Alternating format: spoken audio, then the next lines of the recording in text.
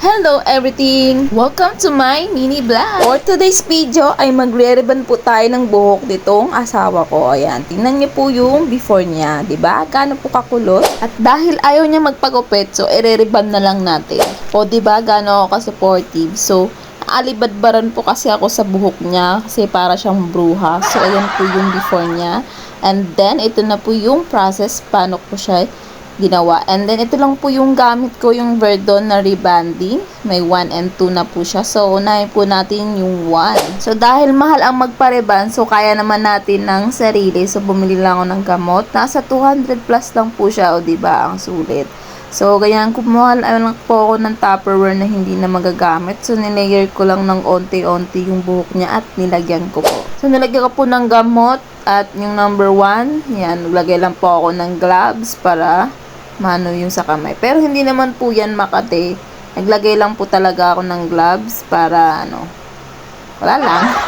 Bali, pangalawang beses ko na po pala siya na ribbon. At ayun, tumubo na kasi. So, ayan, kailangan natin i-ribbon ulit. So, kayang-kaya naman po mag-ribbon at nasa tamang process lang po yan para hindi masira yung buhok at sa pagbabad po. So, ayan, unang gamot at pag nalagyan niya na po siya lahat, ibabad niya lang po siya ng 40 to 50 minutes at depende po yan sa kulot ng buhok at pwede nyo siya ibabad ng 1 oras. So, ganyan-ganyan nyo lang, suklay-suklayin nyo lang para hindi po siya manigas. Disclaimer po sa mga marurunong po dyan na. So, ako lang po kasi at experience ko lang po ito and then natutunan ko rin po sa kaibigan ko doon sa parlor niya.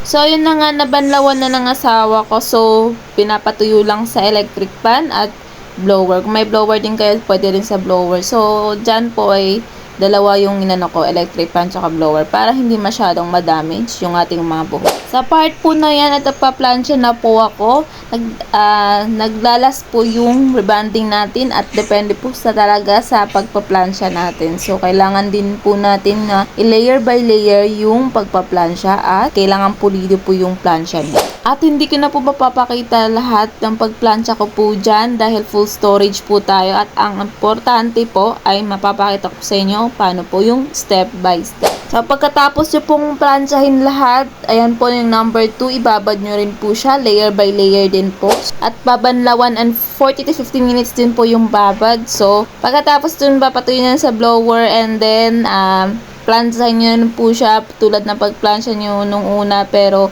lightly lang po yung pagplansya ko dyan. So, yun lang po. At yun lang po. Ayan na po yung look niya. So, thank you sa panonood. Salamat po sa mga support and walang sawang panonood sa aking video. Maraming salamat. Bye-bye!